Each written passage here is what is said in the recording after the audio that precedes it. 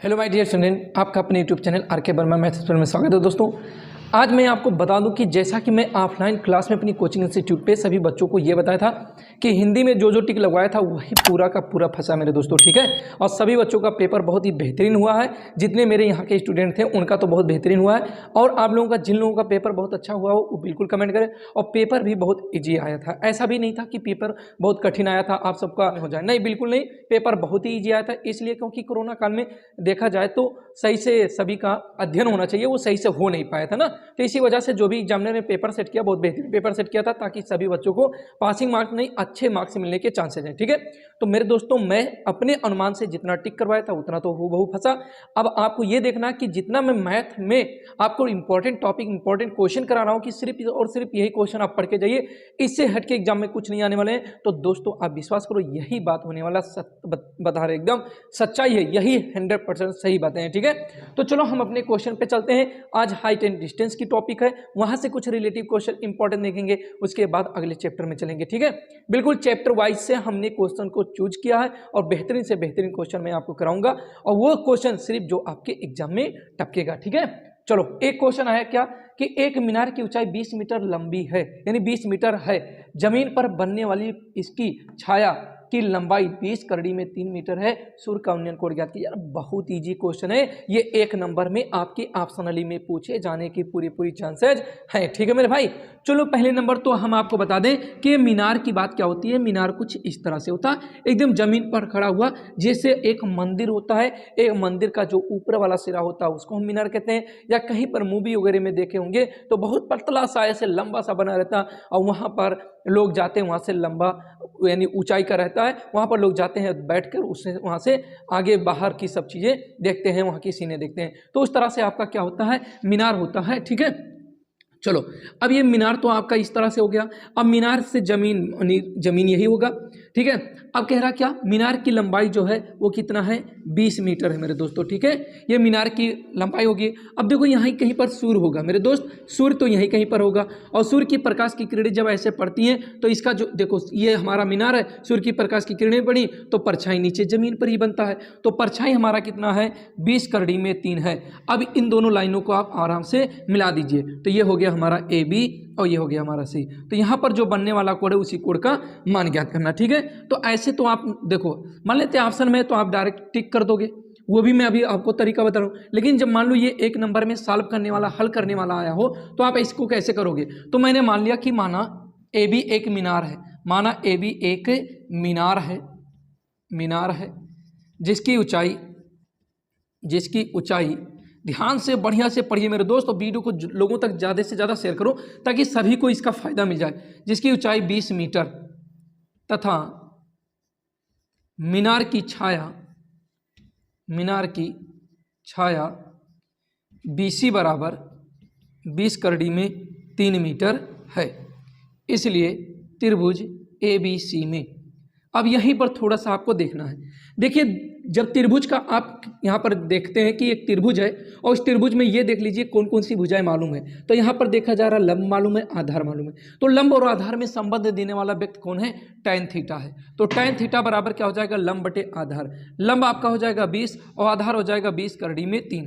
तो ये इससे कैंसिल हो जाएगा, तो tan थीटा बराबर 1 बटे करड़ी में 3 हो जाएगा। tan किसका मान 1 बटे करड़ी में 3 होता है मेरे भाई, tan थीटा बराबर tan 30 अंश का मान होता है। तो यहाँ से tan हट गया दोनों तुलना से, तो थीटा बराबर 30 डिग्री, और यही आपका करेक्ट आंसर हो गया, ठीक है। ऐसे स्टेप बाय स्टेप आपको सॉल्व करना है, ठीक है। चलो अगले क्वेश्चन पे हम लोग चलते हैं भैया।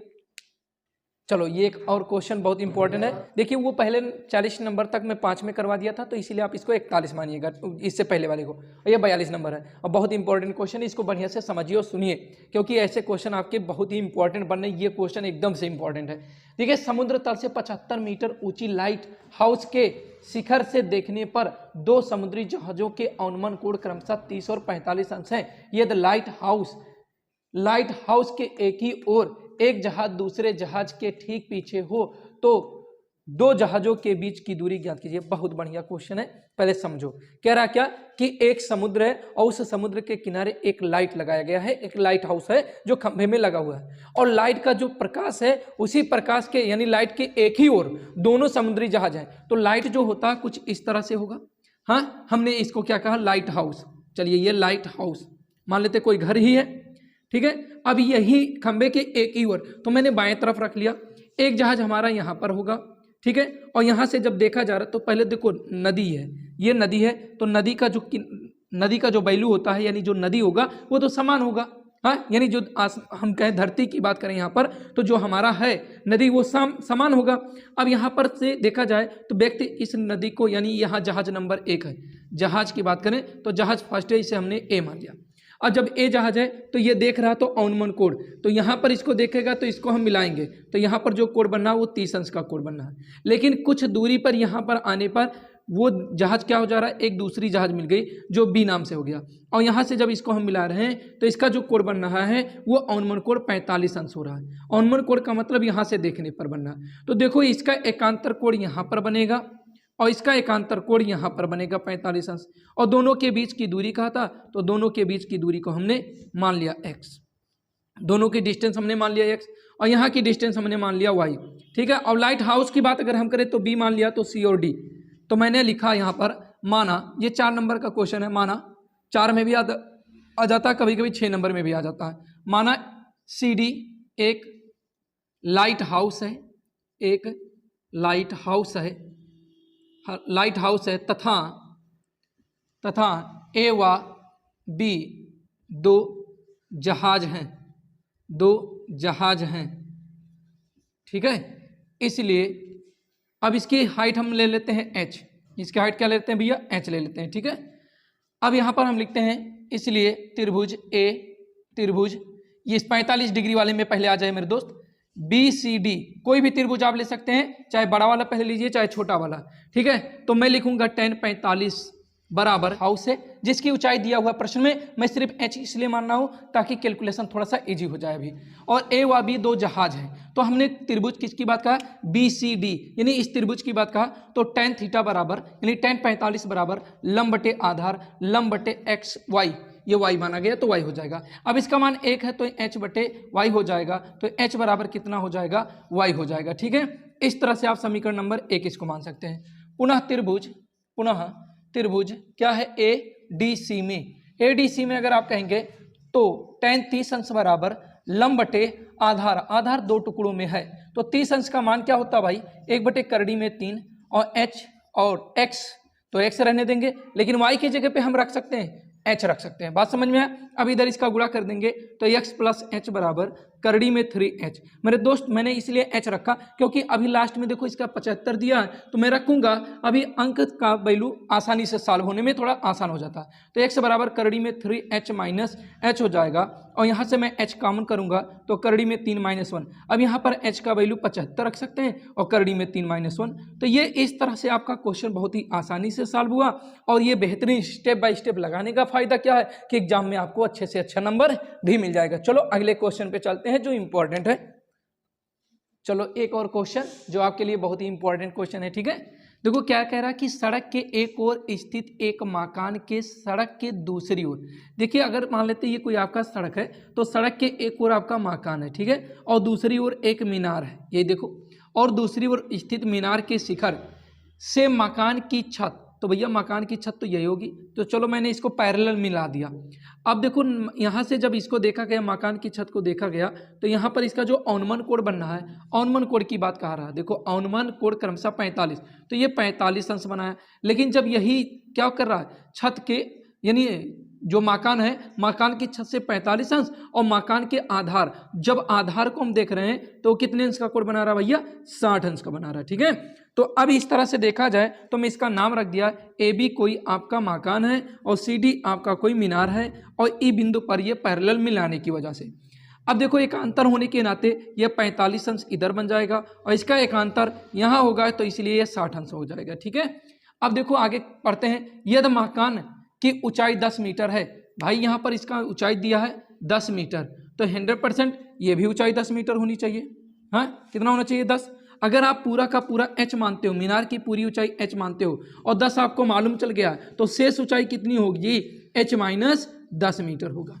क्यों, क्योंकि अगर मान लेते हैं आपके पास पूरा 50 रुपया है, आप उसमें से 10 रुपया खर्च कर दिए हो तो 50 माइनस 10 ही तो बचेगा। तो वही पूरी ऊंचाई आपके पास h था, उसमें से आपने 10 पाया तो h माइनस 10 शेष बचा। अब यहाँ पर इस वाले डिस्टेंस को हम x मान लेते हैं। अगर ये x है तो ये भी आपका x ही होगा मेरे भाई, ठीक है। तो चलो इस तरह से मैं लिखता हूँ कि माना, क्या लिखूंगा, माना ए भी एक मकान है, एक मकान है, एक मकान है तथा मकान है तथा क्या लिख सकते हैं, सी डी एक मीनार है, सी डी एक मीनार है जिसकी ऊंचाई h मीटर है, h मीटर है। और मकान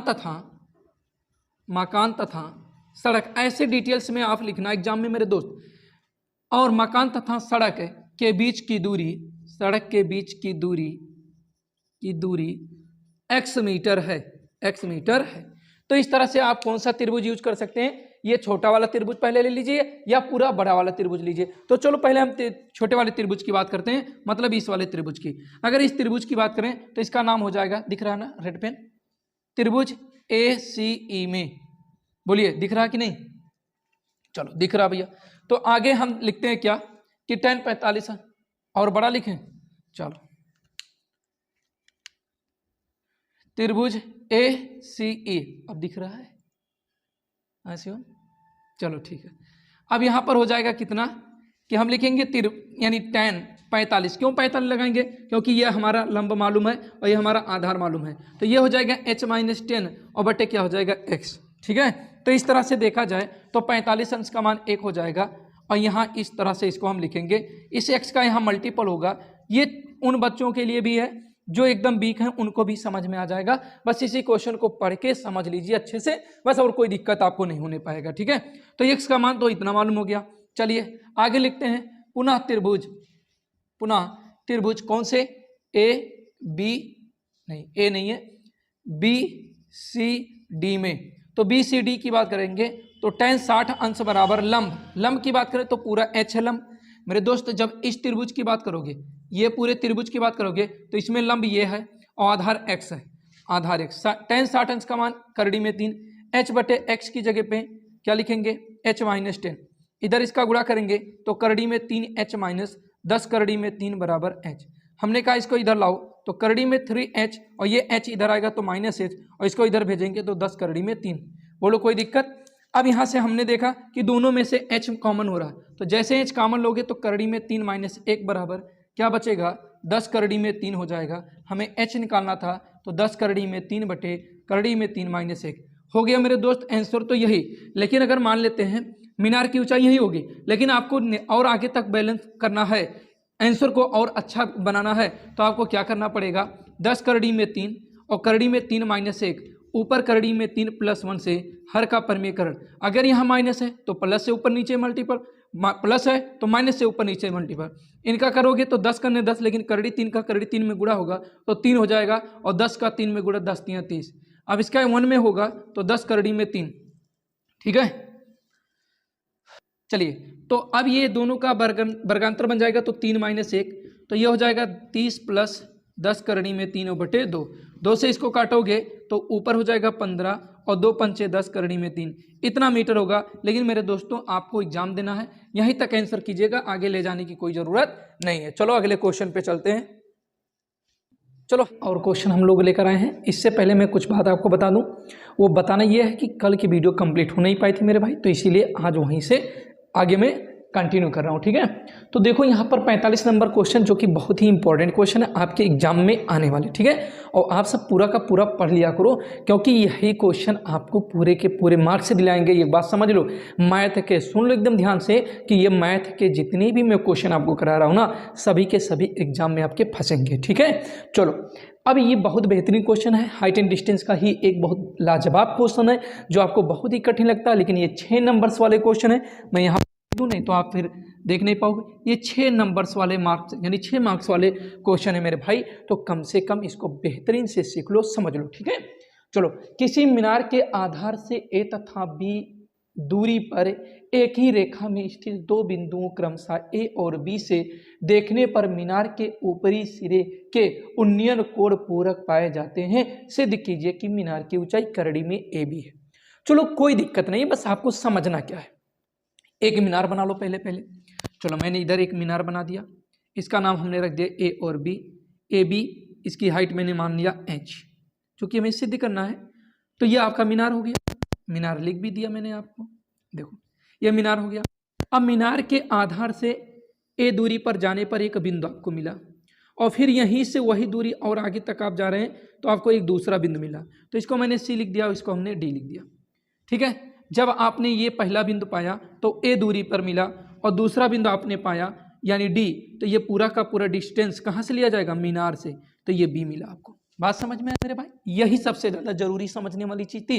अगर आप यही ना समझते तो आपसे हो जाता मिस्टेक, फिर आपका क्वेश्चन क्या हो जाएगा, रॉन्ग, आंसर ही नहीं आएगा।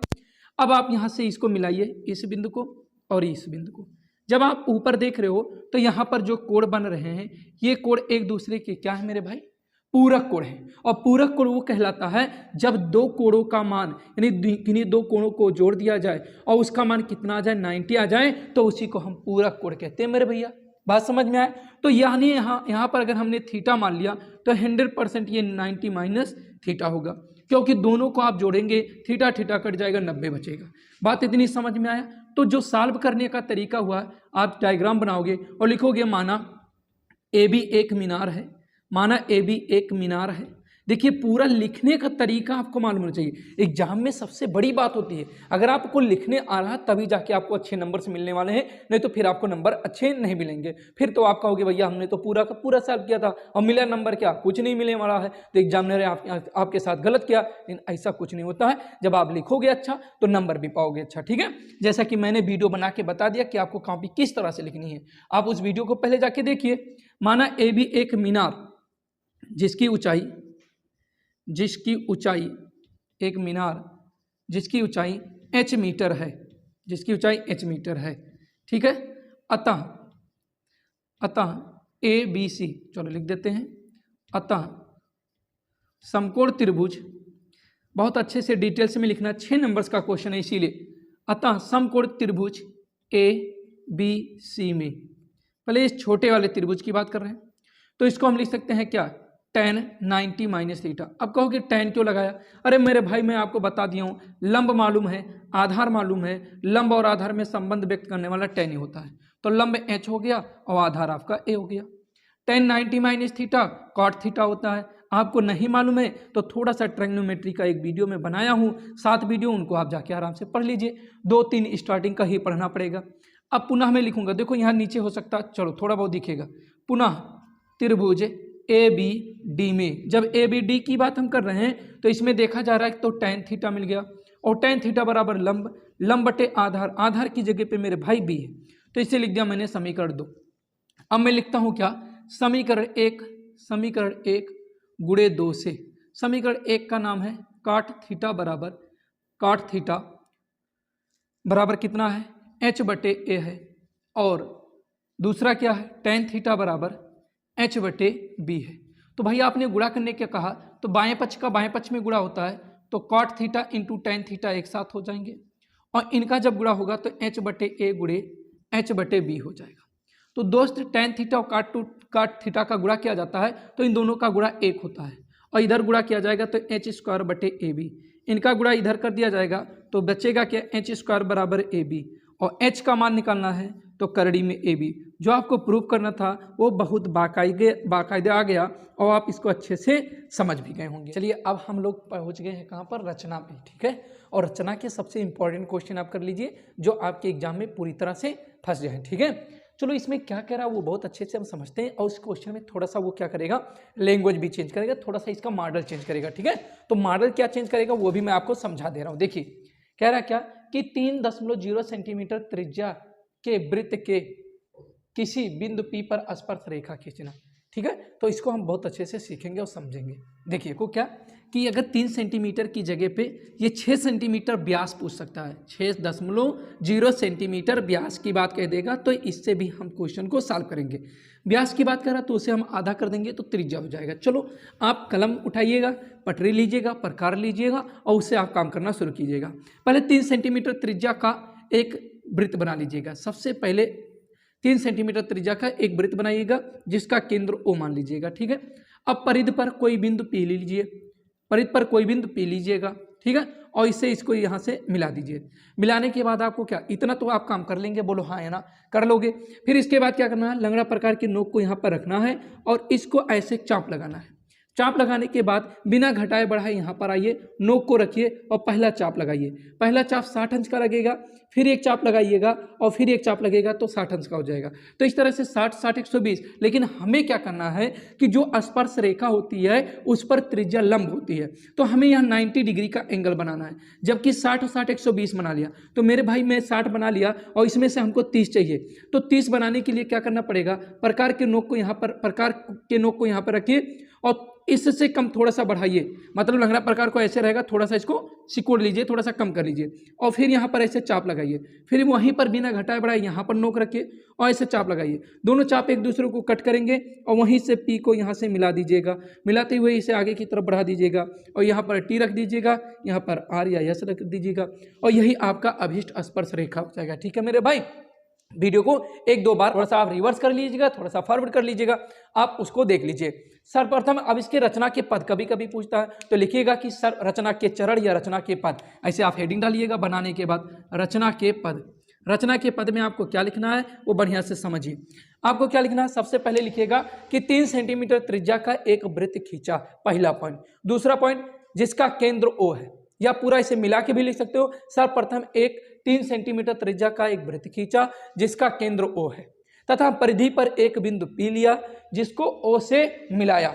हाँ, अब बिंदु P पर 90 डिग्री का कोण बनाया, 90 डिग्री का कोण बनाया जिससे एक अभिष्ट स्पर्श रेखा TPR प्राप्त होता है। बस यही आपको करना था मेरे बाबू मेरे दोस्त। ये इतनी बार एग्जाम में पूछा, इतनी बार पूछा ये चीज़ कि क्या बताएं हम आपसे, बहुत बार एग्जाम में पूछा है, तो इसीलिए ध्यान में रखिएगा। ये क्वेश्चन अब भी इंपॉर्टेंट है, इसीलिए मैं आपके सामने लाया हूँ। ठीक है, चलो अब अगले क्वेश्चन की तरफ चलते हैं।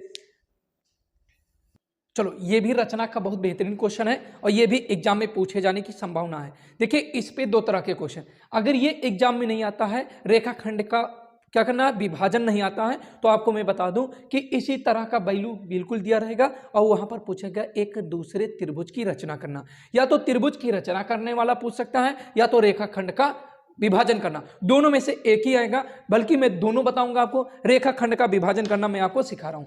देखिए, सबसे पहले कह रहा क्या, 7.6 सेंटीमीटर लंबा एक रेखाखंड खींचिए और इसे 5:8 के अनुपात में विभाजित कीजिए, दोनों भागों को मापिए भी। तो मेरे दोस्त आपको क्या करना है, सबसे पहले आपको 7.6 सेंटीमीटर स्केल से देख लीजिएगा, नाप लीजिएगा एकदम। देखिए, जो आपका माप होना चाहिए वो बिल्कुल करेक्ट होना चाहिए, गलत मत नापिएगा, नहीं तो नापोगे गलत तो आंसर भी आएगा गलत है। ठीक है, तो इसीलिए आप देखिएगा 7.6 का मतलब होता है जब स्केल में जाओगे तो 7 मिलेगा और 7 और 8 के बीच में ऐसे एक बीच वाला लाइन होगा तो वो 5 हो जाएगा और तुरंत इसके बाद वाला एक ले लीजिएगा 6। ठीक है, मापने का तरीका भी मैंने बता दिया। तो यहाँ पर 7.6 हो गया, इसका नाम मैंने ए रख दिया और यहाँ पर हमने रखा बी। अब एक काम करना है, यहाँ से एक रेखाखंड ऐसे नीचे की तरफ बढ़ा लेनी है। अब नीचे की तरफ जब हमने बढ़ाया तो आपको एक काम करना है कि 5:8 दिया है, इस 5:8 को अगर जोड़ा जाए तो 5 + 8 13, इसकी 13 खंड कीजिए। कितने करने मेरे भाई, 13 खंड। और 13 खंड हम करेंगे कैसे, एक देखिए ये वाला जो मैंने लिया ये एक न्यून कोण है, वो न्यून कोण आपका क्या होना चाहिए, 90 अंश से कोई कम कोण होना चाहिए। और 90 अंश का मतलब 60 पे लोगे तो बहुत अच्छा बनता है, 60 डिग्री पर अगर इसको झुकाया जाए तो बहुत बेहतरीन बनता है, ज़्यादा जगह नहीं लेता है। 45 पर भी आप कर सकते हो। ठीक है, अब यहाँ पर हमें जो चाप लगाना है वो ऐसे लगाना है कि यहाँ पर लंगड़ा प्रकार के नोक को एक बार आप रखिएगा और जो भी एक बार फैलाना होगा लंगड़ा प्रकार को ऐसे पेंसिल में बजा के आप फैला लीजिएगा। 1 2 3 4 5 6 7 8 9 10 11 12 13, इस तरह से 13 चाप लगाइएगा और सब बराबर A1 A2 A3 A4 A5 A6 A7 A8 A9 A10 A11 और A12 और A13। ठीक है मेरे दोस्त, अब आपको क्या करना है, इस वाले को लास्ट वाले को लास्ट से मिला दीजिए। आपने मिला दिया, कोई दिक्कत नहीं। और मिलाने के बाद फिर आपको क्या करना है, यहीं पर देखना कि कितने डिग्री का कोण बन रहा है। यहीं पर आपको देखना है कि कितने अंश का कोण बनना है। जितने अंश का कोण यहाँ होगा वही सेम कोण आपको कहाँ बनाना है, चाहे इधर से 8 चलिए चाहे उधर से 5 आइए। तो यहाँ पर देखेंगे 1 2 3 4 5, यानी A5 पर आ जाइए। या तो आप यहाँ पर कोण देख लीजिए, जितना कोण यहाँ बना है सेम वही कोण यहाँ बना दीजिए, नहीं तो यहाँ पर जो रेखा है सेम उसी के समांतर रेखा इधर भी खींच दीजिए। और जब ये दोनों समांतर रेखाएं होंगी तो इनके बीच की दूरी भी समान होगी, इनका कोण भी आपस में समान होगा। जो कोण यहाँ आया वही कोण यहाँ आया, तो यहाँ पर आप इसका नाम रख देंगे C। अब जो भी माप आया होगा इस भाग को इस स्केल के जरिए आप नाप लीजिएगा। जो भी माप आएगा उसे आप सेंटीमीटर में यहाँ और यहाँ पर सेंटीमीटर पे लिख दीजिएगा और वही आपका हो जाएगा करेक्ट आंसर। आपको लिखना होगा रचना के पद में सर्वप्रथम एक रेखा AB 7.6 सेंटीमीटर का खींचा। उसके बाद बिंदु ए पर नील कोण पर एक किरण खींचा जिसका नाम हमने रख दिया AX एक किरण खींचा। ठीक है, इस पर समान चाप के 13 भाग यानी A1 A2 A3 A4 dot A13 खींचा। A13 को बिंदु B से मिलाया तथा A13B के समांतर बिंदु A5 से एक रेखा खींचा जो AB को बिंदु C पर प्राप्त होता है। इस तरह से रेखा AB का खंड AC तथा BC जो भी माप आएगा वो माप के साथ आप लिख दोगे, यही आपका आंसर हो जाएगा। इससे बेहतरीन आपको क्या सिखाऊं मैं, हाँ पूरा का पूरा तो तरीका मैंने आपको बता दिया। अब देखिए कभी कभी आपका पूछता है त्रिभुज बनाने के लिए, तो त्रिभुज बनाने के लिए एक साइड और देगा इसके साथ में। ठीक है, तो वो मैं इस तरह का क्वेश्चन ला रहा हूं आपके सामने, आप उसको भी बढ़िया से सीख लीजिए ताकि कोई दिक्कत न रहे। चलिए अब ये क्वेश्चन और आपके सामने 48 नंबर जो आपके त्रिभुज, मैंने कहा या तो रेखा खंड आपका आएगा या तो आपका त्रिभुज आएगा। तो चलो फिलहाल अब की बार मैथ तो पूरा का पूरा फंसाएंगे ही पेपर में। ठीक है, और इतने वीडियो आपको पढ़ने के बाद तो मैथ में कोई दिक्कत नहीं।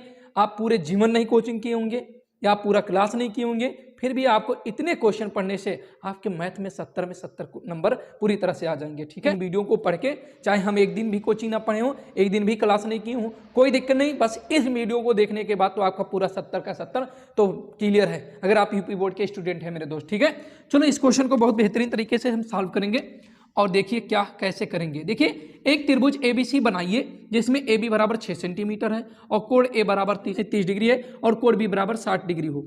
तो दूसरा एक त्रिभुज ABC' की रचना कीजिए जो त्रिभुज ABC के समरूप हो तथा उसका आधार AB' बराबर 8 सेंटीमीटर। बहुत ईजी है, देखो इतना ईजी है, लेकिन रचना करना लोगों को इतना कठिन लगता पता नहीं क्यों। देखो अभी मेरे साथ करते रहो आप। देखो अगर वीडियो देख रहे हो तो आपके साथ में क्या होना चाहिए, पटरी होना चाहिए, रबर होना चाहिए, बढ़िया वाला पेंसिल होना चाहिए और एक आपके पास प्रकार होना चाहिए, फिर तो आपका काम अभी देखो आसान हो जाएगा। ठीक है, व्हाइट वाला पेज होना चाहिए आपके साथ में ताकि आप उसको जब सॉल्व करो तो बढ़िया से आपको दिखाई दे।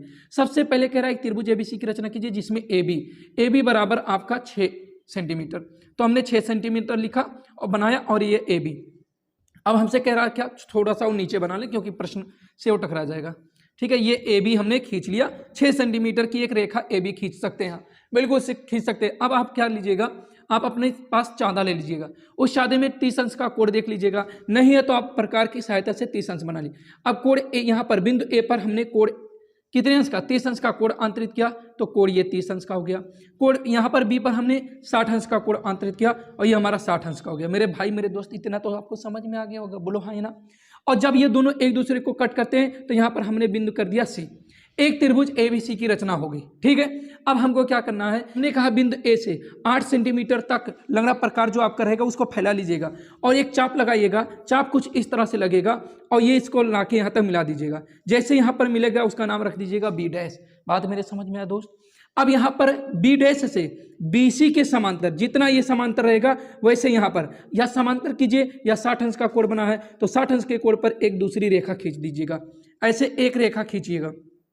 ठीक है, फिलहाल वो रेखा इस BC के समांतर होगी। रेखा जब आप खींचेंगे तो इस AC को आगे की तरफ बढ़ाने पर वो बिंदु कहाँ पर जाएगा, C' पे कट करेगा, और C' पर कट करता है तो इस तरह से A, B', C' त्रिभुज ABC के समरूप त्रिभुज बनेगा। बोलो बन गया कि नहीं बन गया? आप यहां से देखो A, B', C' जो त्रिभुज है वो किसकी तरह दिख रहा है, ABC की तरह दिख रहा है, और यही आपका आंसर हो गया। आपको रचना के पद लिखना है तो वो भी मैं बता रहा हूं। सर्वप्रथम AB बराबर 6 सेंटीमीटर की एक रेखा खींचा, उसके बाद बिंदु A पर 30 अंश का कोण तथा बिंदु B पर 60 अंश का कोण आंतरित किया या बनाया।